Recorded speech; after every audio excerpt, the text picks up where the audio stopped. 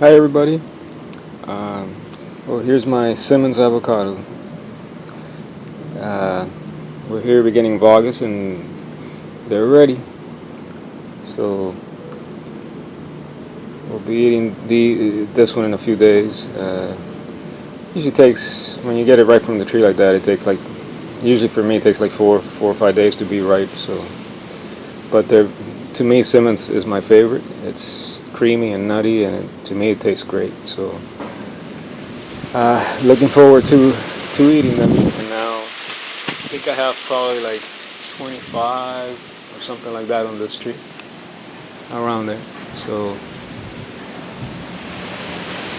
at this point I'll be taking down, every few days I'll take down one or two, and we'll be enjoying it. Anyway, just wanted you to see the harvest. Thanks for watching.